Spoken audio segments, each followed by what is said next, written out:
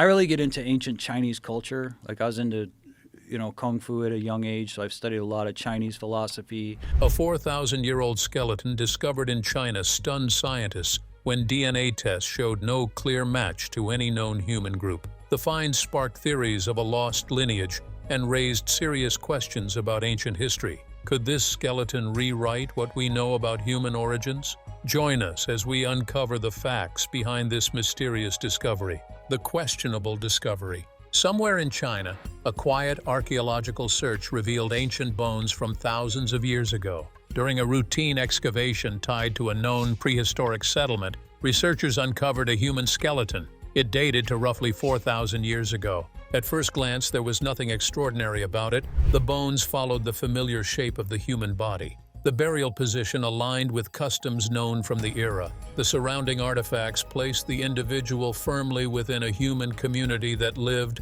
worked, and passed on long before written history recorded their names. Everything seemed normal until a genetic analysis was done. Ancient DNA does not announce itself clearly. It arrives fragmented, usually damaged by time, moisture, bacteria, and temperature shifts. Extracting it is a critical process that requires a lot of care. Scientists isolate tiny surviving strands from teeth or dense bone, then attempt to piece together a genetic picture that can be compared to reference populations. In this case, when researchers began comparing the recovered genetic sequences to existing databases, something unexpected appeared. Certain genetic markers did not line up neatly with those commonly found in modern populations. That gap is where the story truly begins. Scientifically, the finding raised a simple question: who was this person related to?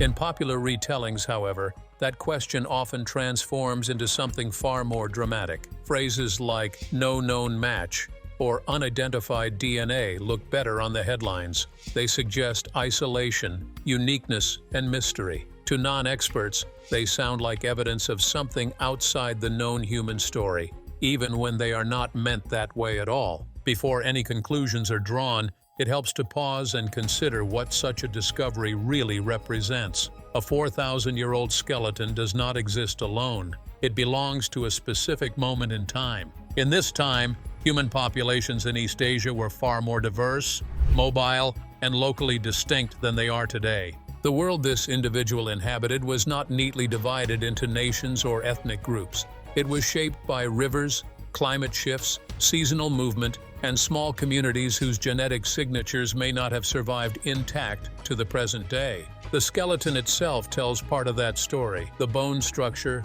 dental wear, and burial context suggest an era when farming was spreading, tools were evolving, and social structures were becoming more complex. Communities were growing, merging, and sometimes disappearing altogether. People moved along river systems, intermarried with neighboring groups, or vanished due to disease, conflict, or environmental change. Genetics only captured a fragment of this complexity.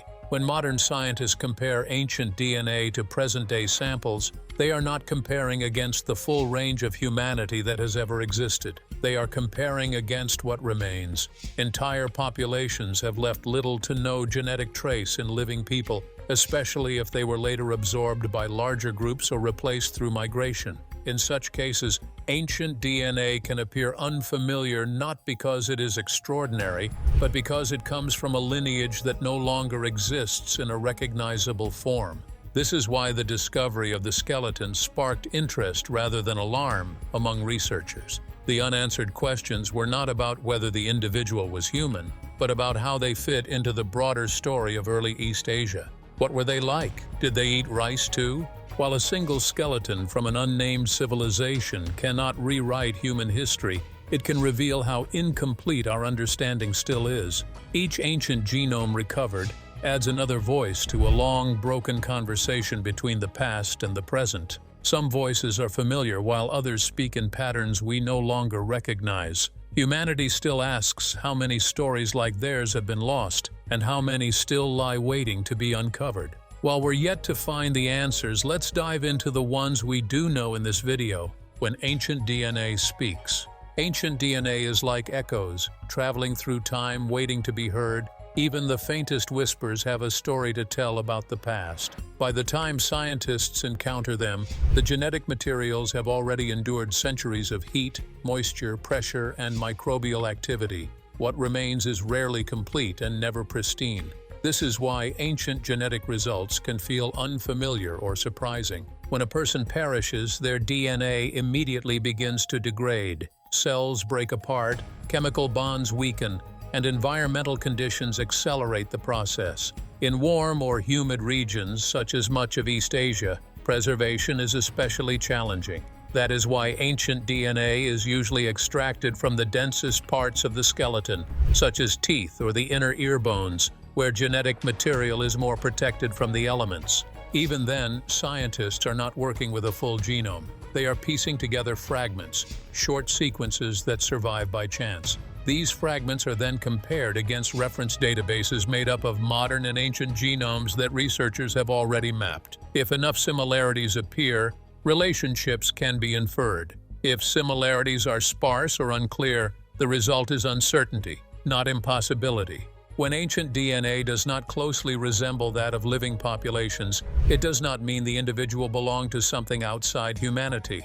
It means the genetic map we currently have does not fully include their branch of the human family tree. Databases are powerful tools, but they only have what they're given.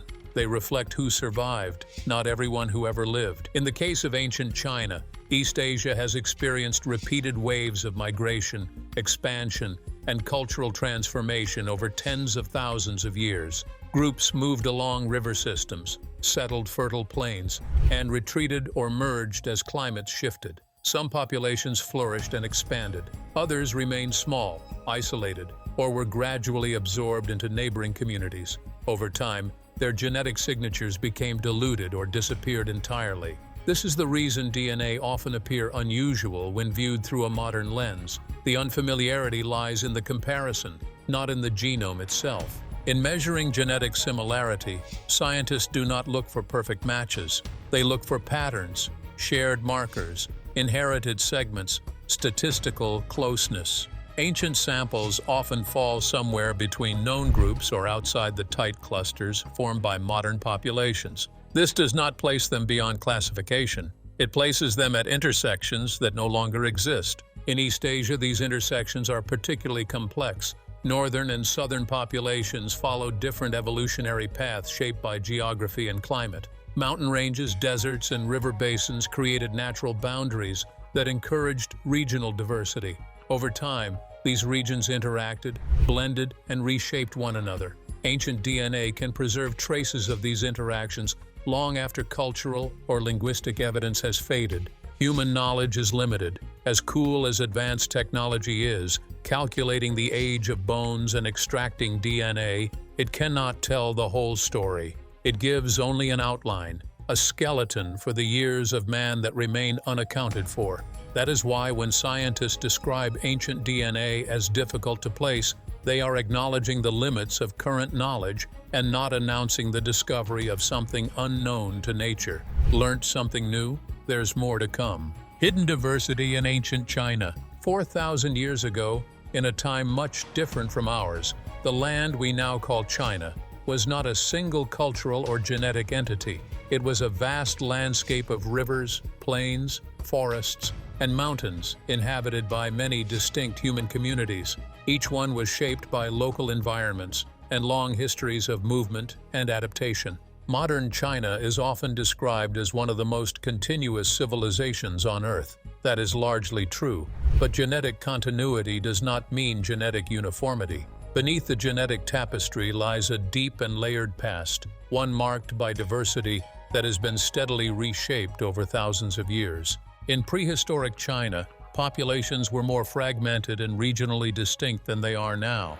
Communities formed around major river systems such as the Yellow River in the north and the Yangtze River in the south. But even within these regions, groups developed separately. Differences in climate, diet, and mobility encouraged genetic variation. While some groups relied heavily on millet farming, others ate rice, hunted, went fishing, or mixed subsistence strategies. These lifestyles influenced who they interacted with, who they married, and how their genetic traits spread or stayed put. Ancient DNA studies have begun to reveal just how complex this picture was. Rather than a single ancestral population giving rise to modern East Asians, evidence points to multiple early lineages that coexisted, interacted, and sometimes disappeared. Some of these lineages contributed significantly to later populations. Others left only faint traces, or none at all. This is where the idea of hidden diversity comes in.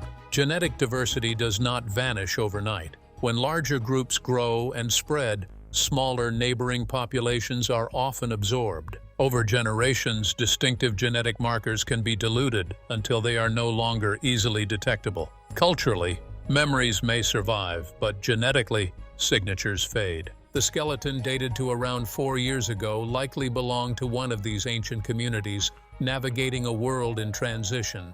This period in Chinese prehistory was marked by increasing social complexity. Villages were growing larger, trade networks were expanding, technologies such as bronze metallurgy were emerging in some regions. With these changes came migration. From a modern perspective, this factor creates gaps. When scientists examine ancient DNA from such populations, they may find genetic patterns that do not cluster neatly with living groups. These patterns are not anomalies. They are remnants of once thriving communities whose descendants no longer exist as a separate population.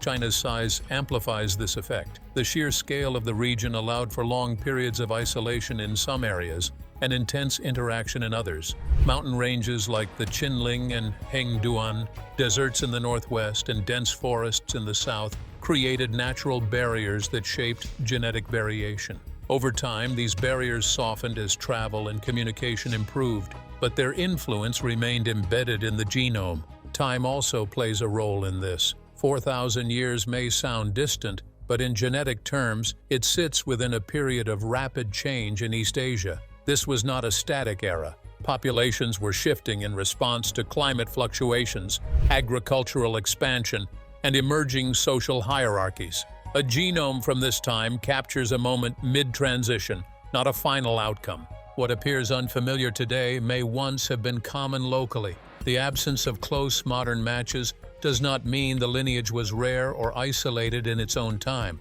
It means the pathways connecting that lineage to the present were interrupted or overwritten by later developments. Seen through this lens, the skeleton's DNA becomes a fragment of a much larger mosaic. It represents a chapter in human history that was never written down and later became obscured by the success of other populations. Its genetic voice survives not because it was dominant, but because it was preserved by chance. Hidden diversity challenges simple narratives. It reminds us that the past was crowded with people whose names, languages, and genetic identities have been lost. Ancient China was not a single story unfolding smoothly toward the present. It was many stories unfolding at once, intersecting, diverging, and sometimes ending quietly. The unfamiliar genome does not stand apart from this history. It belongs squarely within it, a reminder that what we see today is only the visible surface of a much deeper human past. Keep watching. Life in ancient East Asia. 4,000 years ago, East Asia was undergoing quiet but profound change. People were settling more permanently, reshaping landscapes through farming, and developing social traditions that would echo far into the future. Daily life revolved around land and season. In many regions, farming was labor-intensive, tying families to specific places and encouraging the growth of villages. Homes were built from earth, wood, and thatch. Tools were crafted from stone, bone, and early metals. Life followed the rhythm of planting, harvesting, and living. The individual whose skeleton was recovered likely belonged to such a community. Bone-wear patterns often tell subtle stories like joints shaped by repetitive labor, teeth worn down by coarse grains and stone-ground flour, muscles strengthened by years of physical work. These signs point not to an unusual existence, but to a familiar one, a human life shaped by effort, cooperation, and resilience. Social life during this period was tightly woven. Communities depended on shared labor and mutual protection. Kinship mattered deeply, shaping inheritance, marriage, and burial practices. While writing had not yet fully developed, memory was preserved through ritual, oral tradition, and the careful treatment of the dead. The way a person was buried spoke volumes. In many parts of prehistoric China, individuals were laid to rest with tools, pottery, or personal items, suggesting a belief that some aspect of the person continued beyond death. These practices were deeply human, grounded in care and culture. Nothing about the burial context of the 4,000-year-old skeleton suggests separation from humanity. The remains were placed within known patterns, surrounded by the material culture of the time. The person was mourned, remembered, and integrated into the social world even in death. This matters because it reminds us that genetics alone cannot define identity. At the time, life expectancy was shorter, infant mortality was higher, and diseases were less understood. In spite of that, communities adapted. They developed herbal knowledge, social support systems, and rituals that gave meaning to loss.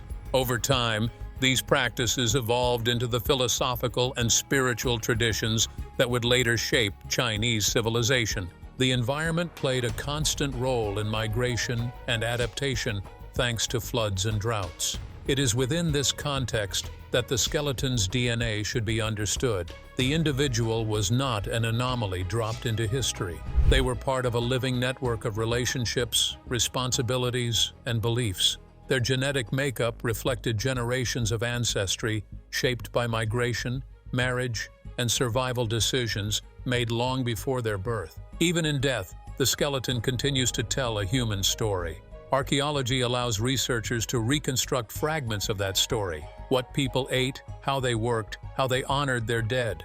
Genetics adds another layer, but it does not replace these narratives. Instead, it complements them, offering insight into connections that written history never recorded. The danger of isolating DNA from context is that it strips away humanity. Bones become data points, people become specimens. But when the skeleton is returned to its historical world, the mystery softens. This goes to say that the past does not need to be exotic to be extraordinary. Sometimes, its power lies in how familiar it feels once we listen closely enough. What about lost lineages? What roles do they play in this discovery? Let's find out. Lost lineages and migration. Human history is written in movement. Long before borders, cities, or dynasties existed, people moved in response to climate, resources, and opportunity. East Asia was no exception. The genetic story revealed by ancient remains is, at its heart, a story of migration, not as a single journey,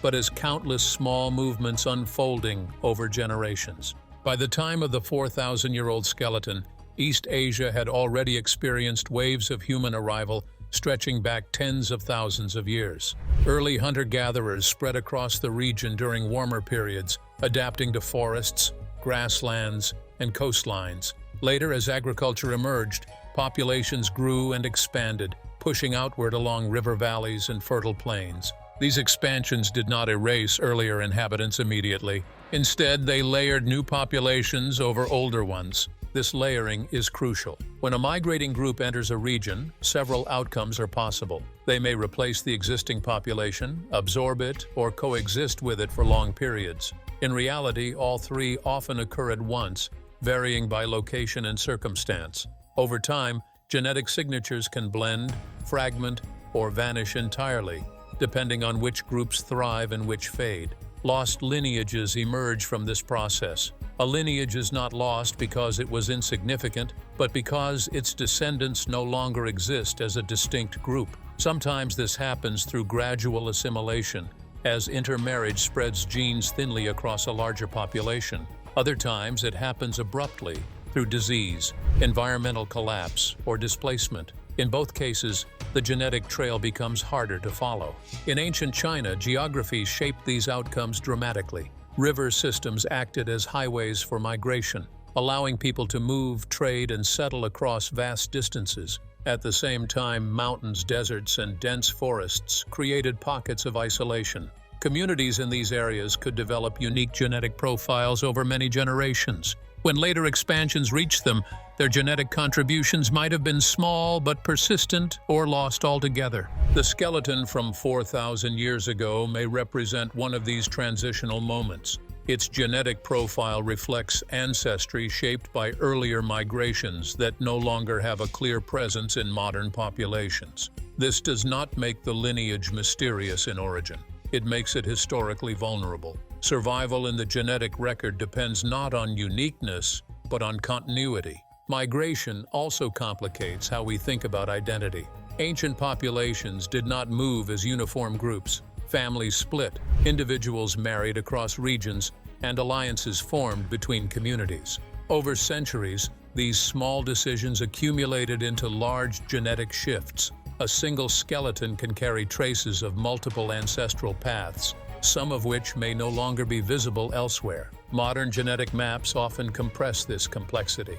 They group people into broad categories based on current populations, smoothing over ancient variation. When an ancient genome does not fit neatly into these categories, it highlights the limitations of such maps. The genome is not outside history. It preserves parts of history that the map no longer shows. Lost lineages are not rare. They are expected. The deeper researchers dig into ancient DNA, the more frequently they encounter genetic patterns that no longer exist in isolation. These patterns are echoes of populations that once lived full lives, shaped landscapes, and contributed to the human story before being absorbed into it. East Asia's long continuity can sometimes obscure this truth. Because civilization persisted and expanded in the region, it is easy to imagine an unbroken genetic line stretching from ancient times to the present. In reality, continuity was achieved through change. Populations merged, reorganized, and adapted repeatedly.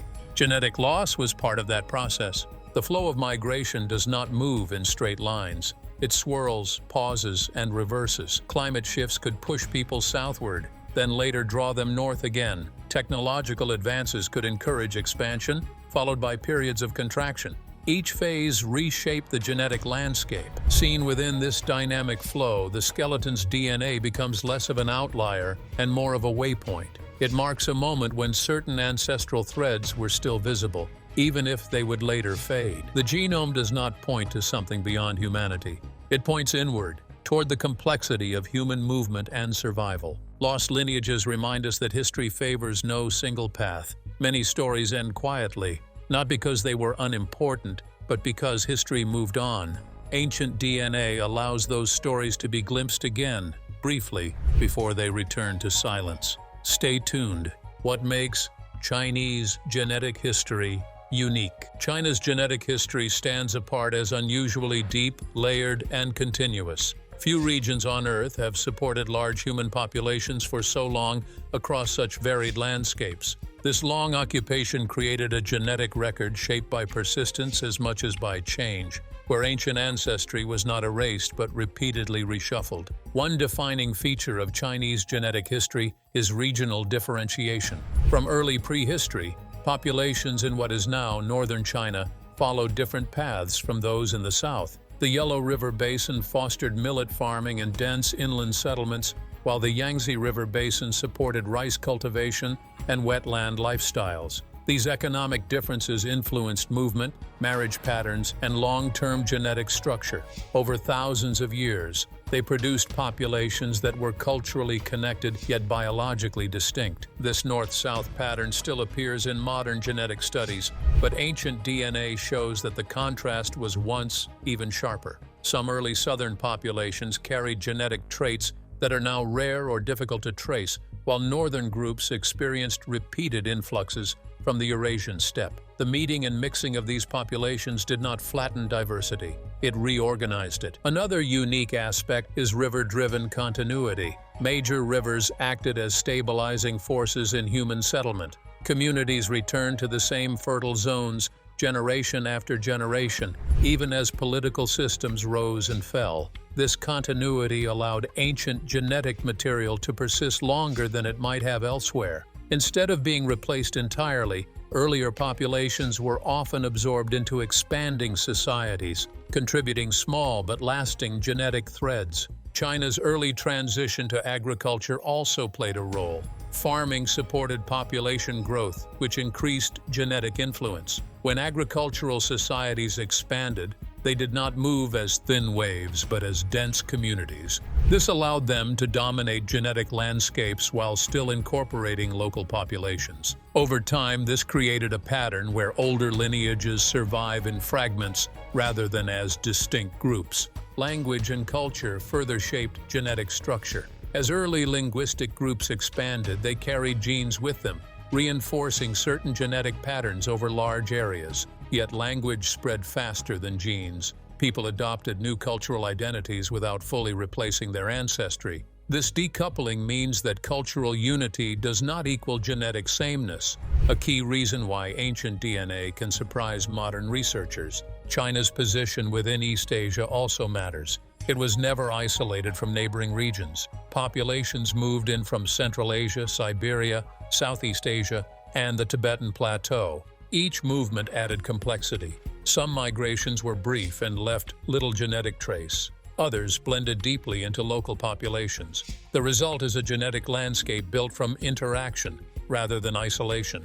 Importantly, time itself is part of what makes Chinese genetic history unique. Continuous occupation means that genetic change accumulated slowly but relentlessly. Small shifts compounded across millennia. A genome from 4,000 years ago captures an intermediate stage, neither ancient hunter-gatherer nor fully aligned with modern populations. It reflects a world still settling into the patterns we recognize today. This long arc of change helps explain why certain ancient genomes appear difficult to classify. Modern reference populations are shaped by relatively recent historical events, dynastic expansions, population growth, and internal migration over the last 2,000 years. Ancient individuals lived before many of these forces reshaped the genetic landscape. Their DNA reflects a version of humanity that existed before consolidation. What makes this history remarkable is not that some lineages disappeared, but that so many survived in altered form. Traces of ancient ancestry still exist within modern populations, even if they no longer stand alone. Ancient DNA research continues to uncover these hidden connections, linking present-day people to communities long gone. The 4,000-year-old skeleton fits naturally into this story. Its genome does not represent an exception to Chinese genetic history, but an example of it. It shows how diversity once ran deeper and wider, and how time gradually narrowed the visible branches of the human family tree. Keep watching to explore the alien genome that got the world talking. The truth of an unfamiliar genome. The skeleton's DNA, unusual as it may appear in modern comparisons, is ultimately a bridge between the past and the present. Its unfamiliarity is not a sign of something alien or separate. It is a reflection of how human history is complex, layered, and often hidden beneath the surface of what we think we know. Every genome carries stories, not just of a single life, but of generations before it. This skeleton's DNA preserves echoes of migrations, connections, and interactions long since reshaped by time. It captures ancestry that may have vanished as distinct communities, yet whose influence lingers subtly in modern populations. These genetic traces are like footprints in a shifting river, partially visible, partially erased, but undeniably real. One thing we can learn from ancient DNA is that humanity has always been a mosaic. Populations moved, mixed, and separated, leaving genetic signals that are sometimes faint, sometimes vivid. The 4,000-year-old skeleton sits at one of those intersections, a reminder that what seems unusual today may once have been ordinary. Its genome challenges assumptions not by contradicting them, but by revealing the vast gaps in our knowledge and the layers we have yet to uncover. When we understand this, we see identity differently. Modern populations often assume continuity that is convenient but incomplete. In truth, ancestry is rarely linear. It twists and branches like a river delta, with some channels disappearing and others converging.